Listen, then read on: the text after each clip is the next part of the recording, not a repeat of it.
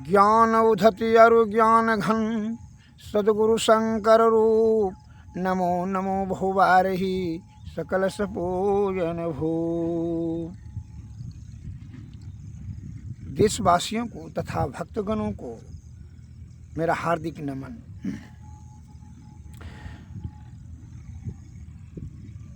संतवाणी में आया है शब्द शुभम शीघ्रम अशुभम दीर्घम, अर्थात शुभ काम यथाशीघ्र करना चाहिए और अशुभ काम में दीर्घता करनी चाहिए। अगर अशुभ काम में आप शीघ्रता करेंगे तो बहुत बड़ी भारी हानि होगी, अर्थात प्राण भी आपका छिन्न हो जाने का संभावना है। अतः अशुभ काम को, जब अशुभ विचार आ जाए मस्तिष्क में, उसको दीर्घता पर टाल दीजिए, अच्छा बाद में करेंगे। और शुभ विचार आ जाए तो यथाशीघ्र कर लीजिए।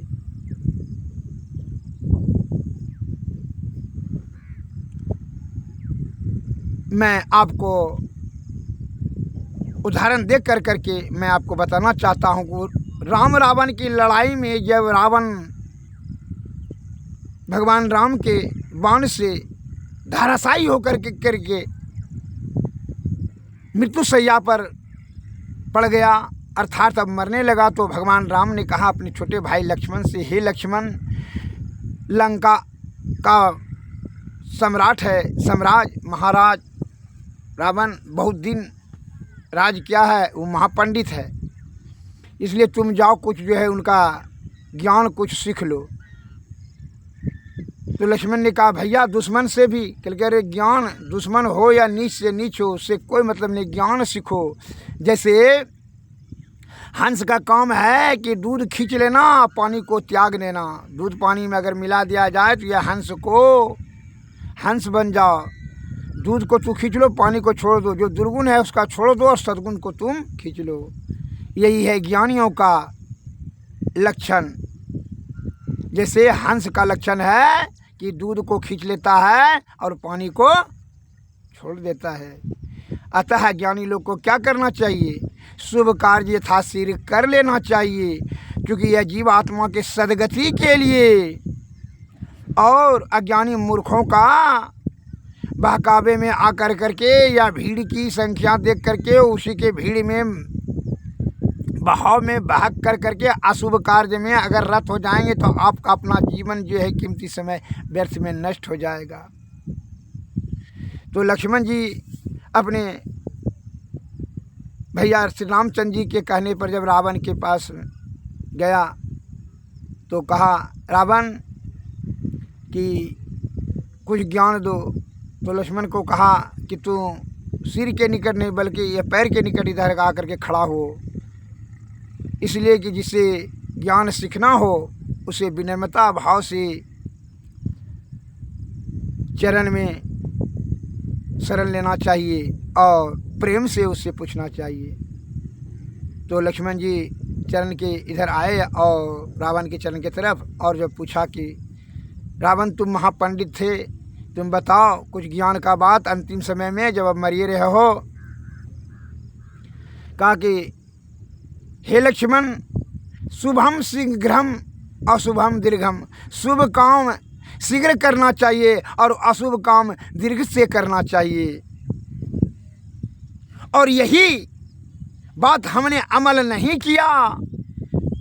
जानते थे हम महापंडित हैं, इसमें दो मत नहीं है, इस बात का हमको ज्ञान था, लेकिन जो हमने अमल नहीं किया, शुभ काम शीघ्र करना चाहिए अशुभ काम में दीर्घता, उसका दुर्गति क्या हुआ कि हम इतना साधन संपन्न,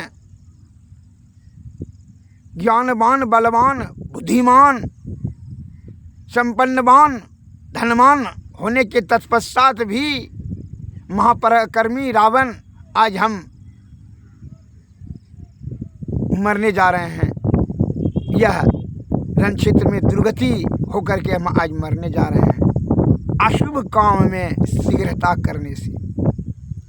हमने भी सोचा था शुभ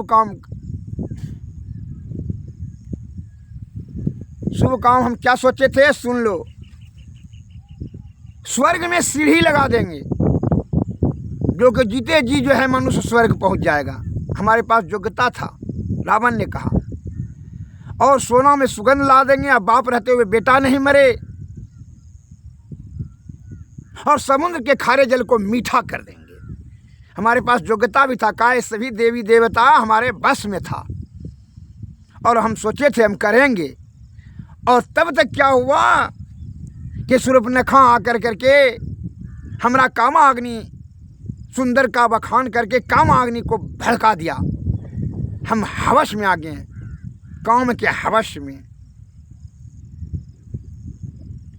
और अशुभ काम दिमाग में आ गया, तो झूठ, चोरी, नशा, हिंसा और बेविचारी। पर स्त्री का हरण बेविचार्य न हुआ, पर स्त्री का गमन बेविचार्य न हुआ। यह दिमाग में आ गया शूर्पणखा के बहकावे में आकर, और हमने यह काम करने के लिए जो है ना जल्दीबाजी कर दिया। जबकि हमारे भाई भविष्य ने रोक रहा था कि यह अधर्म कार्य राजा को नहीं करना चाहिए और किसी को भी नहीं करना चाहिए। हे भैया, अशुभ काम में तुम शीघ्रता कर रहे हो, इससे बड़ी हानि होगा। और इतनी हानि हुई कि जो है ना हमारा पूरा राष्ट्र ही नष्ट हो गया, राक्षस जाति ही संहार हो गया। अतः हमको ऐसा करना नहीं चाहिए। और हमेशा जो किए अशुभ काम में शीघ्रता, उसका आज दुर्गति तुम देख रहे हो कि हम प्राण विहीन होकर के सभी भाई बंधु समेत हम आज ये संसार छोड़ रहे हैं। यह अपराध के कारण, अशुभ विचार, अशुभ कार्य करने से उसी का जो है दुष्परिणाम है। शुभ काम हम नहीं कर सके। इसलिए यह याद रखना कि जो काम शुभ विचार आवे तो शुभ काम ही शीघ्र करना, अशुभ काम में दीर्घता करना। यही हमारा ज्ञान है। रावण ने इतना ही कहा, और का सबसे मूल ज्ञान यही है। अतः हमारे संत महात्मा लोग शुभ ज्ञान दे रहे हैं, शुभ विचार दे रहे हैं प्रवचन के माध्यम से कि वह जीव आत्मा को जो है परम आत्मा अर्थात परम गति में मिलाने के लिए सद्गुरु के शरण में जाएं, सत्वगुण में सदाचार का पालन करें, सत्संग भजन भक्ति भेद लें और गुरु पर पूर्ण आस्था और श्रद्धा युक्त होकर करके उनका जो है उनकी कृपा प्राप्त करें, और उनकी कृपा से युक्ति से भक्ति से मुक्ति। इसीलिए और इसमें शीघ्रता करनी चाहिए, अन्यथा यह आयु छीन हो जाएगा विषया आसक्त होकर करके, और रावण की ही भांति हमारी दुर्गति हो जाएगी। इसमें अंतकाल में बहुत पछता रहा था और रो रहा था रावण, वही हमारी दुर्गति हो जाएगी। इसलिए देशवासियों से नम्र निवेदन है कि संत महात्माओं का शब्दों का यथाशीघ्र अमल करें, शुभ कार्य में शीघ्रता करें। शुभ कार्य यही है, सबसे बड़ा शुभ कार्य। उपकार कीजिए, धर्म का कार्य कीजिए, या सदगति पाने के लिए जीवात्मा को जो है ना भक्ति साचा में ढालिए, सदगुरु के शरण में जाइए, निष्कपट रहिए, सदाचार का पालन करिए, छल कपट परपंच से सुरा और सुंदरी धन कामना का जो है संचय मत कीजिए।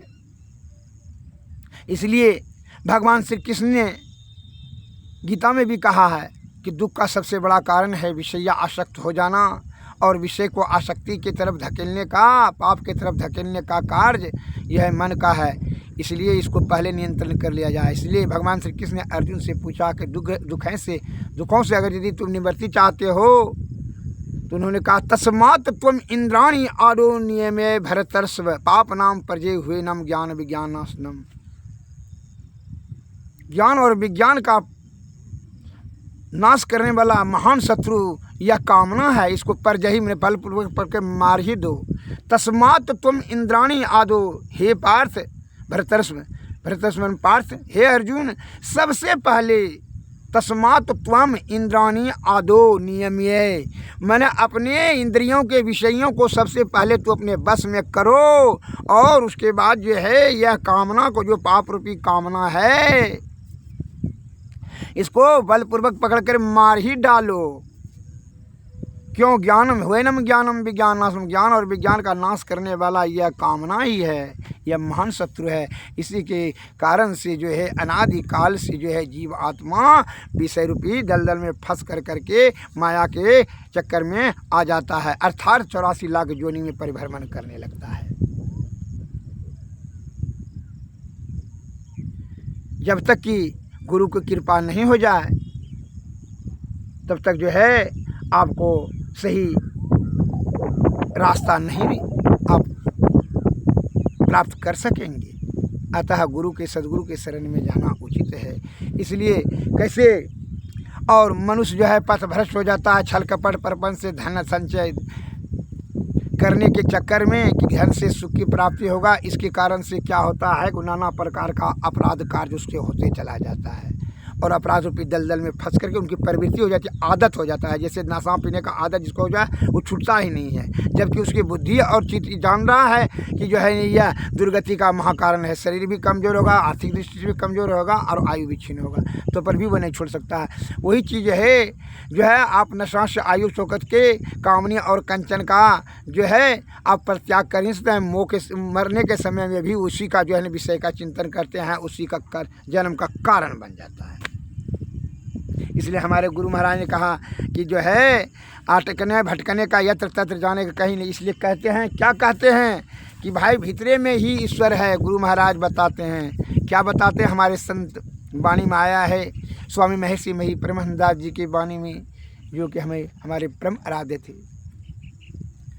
और उन्हीं के वाणी में मैं बताना चाहता हूँ, उन्होंने क्या कहा, जरा वाणी संत का वाणी सुनिए कि खोज करत यंतर उजियारी दृष्टिवान कोई देखा है, खोज करत यंतर उजियारी दृष्टिवान कोई देखा है, गुरु भेदी का चरण सेव कर भेद भक्त पा लेता है, निस दिन सूरत यधर पर कर कर, निस दिन सूरत यधर पर कर कर अंधकार फट जाता है, पीली नीली लाल सफेदी स्याही सन्मुख आता है, खोज करत यंतर उजियारी दृष्टिवान कोई देखा है,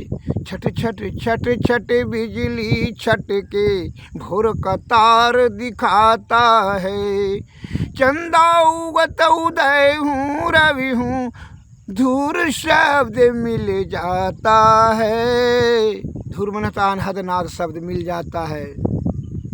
गुरु सतगुरु के चरण अधीनन, गुरु सतगुरु के चरण अधीनन अगम भेद यह पाता है, विविध भांति के कर्म जगत में जीवन घेरी फंसाता है, बाबा देवी कहे मैं ही से सदगुरु ही ने बचाता है, खोज करत यंतर उजियारी दृष्टिवान कोई देखा है, निस दिन सूरत यधर पर कर कर अंधकार फट जाता है, पीली नीली लाल सफेदी शाही सन्मुख आता है।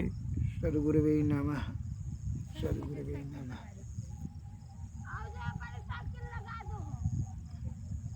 अतः हमारे गुरु महाराज के कथनानुसार अंदर में ही ईश्वर को खोजना चाहिए, अत्र तत्र भटक कर करके अपने मूल्य कीमती आयु को छीन न करना चाहिए।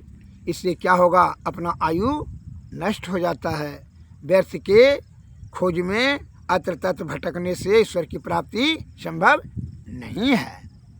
अतः शुद्ध चित्तात्मा से सतोगुण में सदाचार का पालन करते हुए सदगुरु के शरण में जाएं, तभी आपकी क्या है, जीवात्मा को परमात्मा की प्राप्ति संभव है।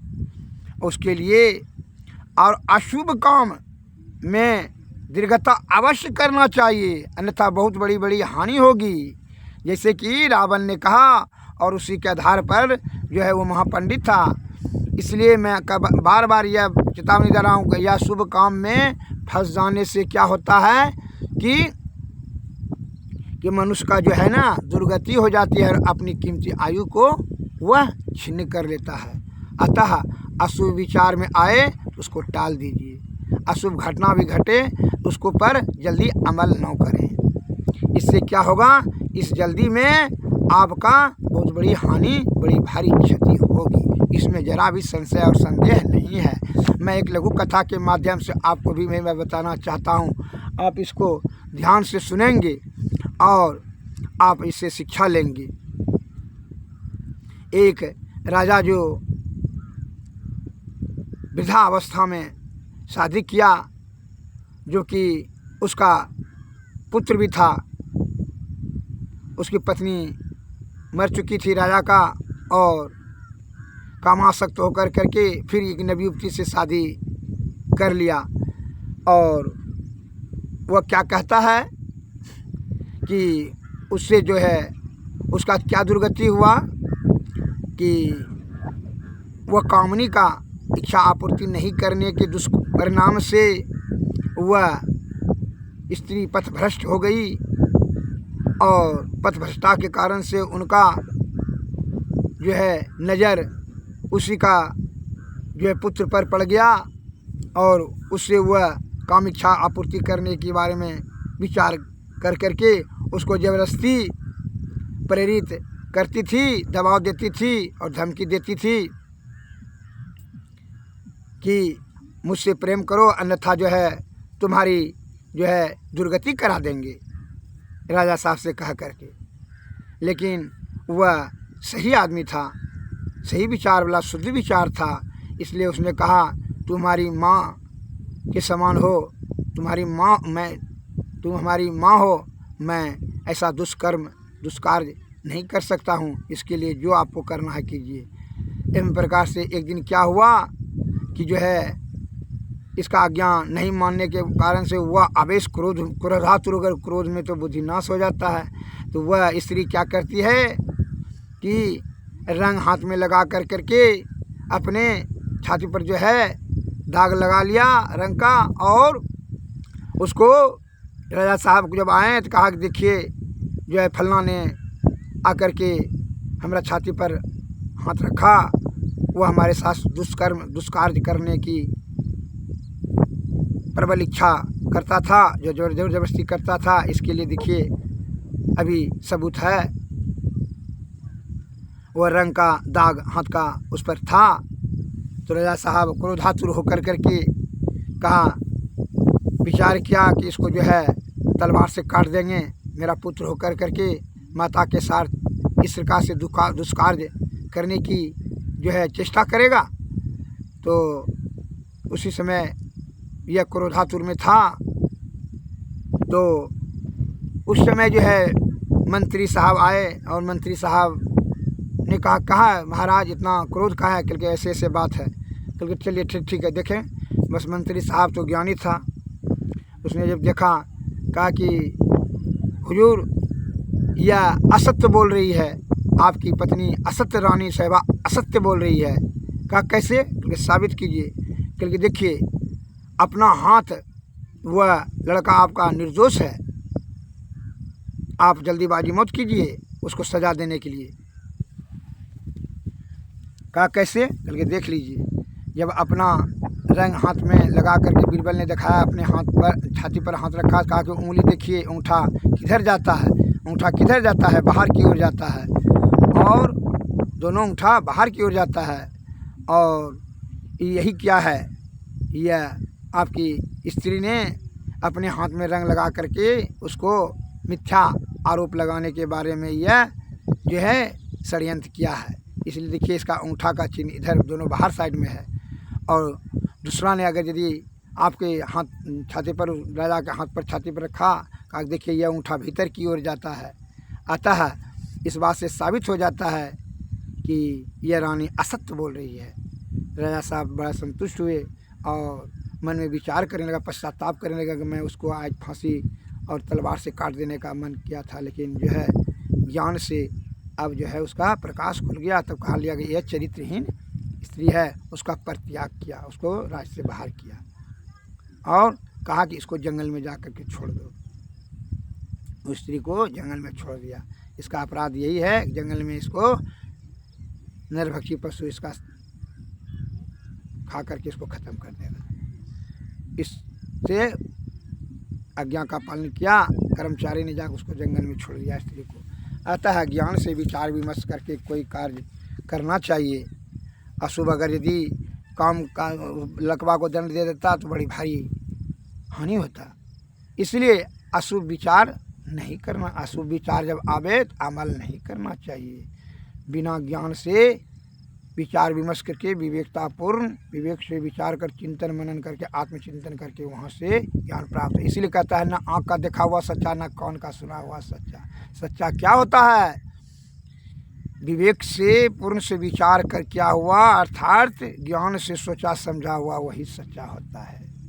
यह ज्ञान इंद्रियां तो जो भ्रम में पड़ जाता है, आवेश में आकर के विषय आसक्त होकर के लोभ मोह मद अहंकार तृष्णा भय क्रोध ईर्षा मत्सर इस सब में आवेश में आकर के करके मन और अहंकार के बहकावे में आकर के ज्ञान जो वास्तविक ज्ञान आपका क्षुब्ध हो जाती है, चित्त और बुद्धि जिसको कहते हैं वो क्षुब्ध हो जाती है। उसी प्रकार विषय में आसक्ति हो जाने के कारण से मनुष्य की क्या होती है, ज्ञान क्षुब्ध हो चुका है और उसको क्या हरिभजन को गए आए और उपटन लगे कपास। यह तन जो है जो धारण करने का है, क्या रामायण में तुलसीदास के बड़े भाग्य मानुष तन पावा असुर दुर्लभ सद ग्रंथ ही गावा। यतन साधन मोक्ष के द्वारा यही पायन परलोक सुधारा। यह तन जो है मोक्ष का साधन है, जो विषय रूपी जो है यह दलदल से निकल करके मन और अहंकार पर संयम कर करके जब जो है बुद्धि और चित्त से जो कार्य करे वह कार्य क्या होगा, वही सदगति की तरफ ले जाएगा। अतः हम लोगों को शुद्ध और सही विचार रखते हुए सत्वगुण में रहें और सदाचार का पालन करते हुए सत्संग भजन तथा सतगुरु के शरण में जाएं। उन्हीं का जो सेवा करें उनकी कृपा से जुक्ति, जुक्ति से भक्ति, भक्ति से मुक्ति मिले। उसके लिए जुक्ति आपके जो है हमारे गुरु महाराज ने कहा है कि क्या करना चाहिए, मन और जो है अहंकार को से कथनानुसार कार्य नहीं करना चाहिए, बुद्धि और चित्त के अनुसार से कार्य करना चाहिए। इसलिए हमारे गुरु महाराज बताए हैं, क्या बताए हैं जरा सा इसके बारे में सुन लीजिए कि ध्यान करने की विधि, ध्यान से ज्ञान प्राप्त होता है। तो ध्यान करने की विधि क्या बताया है, मन अहंकार को हटा कर करके जो है ना चित्त और बुद्धि से ध्यान करें। तब क्या होगा, जब आपका जीवात्मा जब केंद्र पर यहाँ अस्थिर रहेगा, यहाँ भवों केंद्र का किसको केंद्र में सूक्ष्म कण, बिंदु में सूक्ष्म कण होता है, दोनों भवों के बीच में जो है भ्रिकुटी पर, तो वहाँ क्या कहते हैं, वहीं जो है सूरत को अस्थिर रखिए। तो इसलिए कहता है, और वहाँ इंगला पिंगला भी नाड़ी, ध्यान करने के समय में इंगला पिंगला नाड़ी में नहीं जाना चाहिए सूरत ध्यान, नहीं तो जो है ना माया मोह के चक्कर में फंस जाएगा। सुषुम्ना नाड़ी में, इंगला पिंगला और सुषुम्ना 3 नाड़ी है, सुषुम्ना नाड़ी बीच में जाने के लिए कह रहे हैं। किसको, सूरत को। क्या कहता है, तब कहेगा सुखमनिया में मोरी नजर लागी, सुखमनिया में मोरी नजर लगी, अगल बगल कहूँ दृष्टि ना डोले, अगल बगल कहूँ दृष्टि ना डोले, सन्मुख बिंदु पकड़ लागी, सुखमनिया में मोरी नजर लागी। ब्रह्म ज्योति खुली गई अंतर में, ब्रह्म ज्योति खुली गई अंतर में, निशिदिनी अंधियारी हदस भागी, सुखमनिया में मोरी नजर लगी। दिव्य ज्योति को सुर प्रगट भाव, सूरत सार शब्द लागी, सुख मनिया में मोरी नजर लागी। बाबा देवी कहें मैं ही से, ऐसे ही कर निस दिन जागी, सुख मनिया में मोरी नजर लागी। अगल बगल कहूँ दृष्टि न डोले, सन्मुख बिंदु पकड़ लागी, सुख मनिया में मोरी नजर लागी। जब सुखमनिया में यह सूरज चला जाएगा तब क्या होगा? अंधकार से ऊपर उठेगा तब ज्योति में, ज्योति में तब क्या होगा? वहीं जो है मन और अहंकार, रोग शोक और संताप चल कर राख हो जाएगा। और तब उसमें जगह ऊपर में अनहद पर यह जब सूरज चला जाएगा तो क्या होगा? वहाँ स्वयं शब्द प्राप्त, धूर शब्द उसे कहा जाता है। अनहद अनाहद पर स्वयं वहाँ ओम की ध्वनि की प्रकट होगा, सुनाई गुंजायमान होगा। और तो उसके बाद ऊपर में जाएंगे तो फिर सार शब्द, तब फिर जो निःशब्द, सार शब्द के ऊपर में निःशब्द है, निःशब्द के ऊपर जाएंगे तो क्या होगा? निःशब्द में तब वही ब्रह्म में चलेगी। जीवात्मा वहाँ तक जाने के बाद आप तो ज्योति में, प्रकाश में जाएंगे अनहदनाद, तो एक ही ज्योति, तब मंडल से ऊपर उठेंगे तो एक, यहाँ से एक सूर्य, एक चंद्रमा नहीं ये आँख से देख रहे हैं।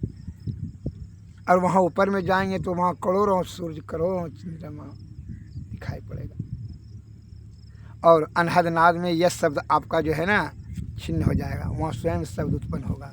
वही शब्द जो है जब है निःशब्द में चला जाएगा, और निःशब्द में, सार शब्द में, तब निःशब्द में, निःशब्द से तब ब्रह्म में। फिर वहाँ जब सूरज चला जाएगा या जीवात्मा ध्यान, तो फिर जो है आप जन्म जन्मांतर से फैला किया हुआ पाप जो है पहाड़ का पहाड़ पुण्य जमा है तो वो जाल कर राख हो जाएगा। आपका मोक्ष की प्राप्ति सरल हो जाएगी, अर्थात आवागमन से मुक्त। 84 लाख योनि में जितनी भी जो है ये भटकन ही समाप्त हो जाएगा, जीवात्मा परम गति प्राप्त कर लेगी। आप बहुत से उदाहरण, बहुत से सज्जन नहीं समझ पाते हैं इसका सार बात को, क्या मोक्ष क्या है। अरे जैसे समुद्र का पानी अगर गंदी नाली में पड़ जाए तो उसको क्या कहेंगे? उसकी दुर्गति होती है, कीड़ा हो जाता है, बदबू हो जाता है। उसी प्रकार ये जो है परमात्मा का ही अंश है, और उसी को उठा करके समुद्र में दे दिया जाए तब वो समुद्र कहलाएगा, और उसे गंदा नाली का उससे घृणा करेगा। उसी प्रकार जब ये जीव आत्मा जो है परमात्मा का अंश है, और जब आ गया है मल मूत्र कप पसीना ढोने वाला शरीर में, तो जो है इसीलिए इसको नीच कहा गया है। इसलिए इसको जब तक कि जीवात्मा को परमात्मा में नहीं मिला है तब तक ये नीच ही है, तब तक अधम ही कहेगा, श्रेष्ठतम नहीं होगा। अतः इसके मिलाने के लिए, जीवात्मा को परमात्मा में मिलाने के लिए सद्गुरु का ही कृपा अवश्य है। सद्गुरु की कृपा से ही आप युक्ति जानेंगे, युक्ति से भक्ति, भक्ति से मुक्ति, अर्थात आवागमन से छुटकारा। का जीवन मरण दुस्सह दुख हुई, जिन्हें मरने में नाना प्रकार का दुख होता है जीवात्मा को।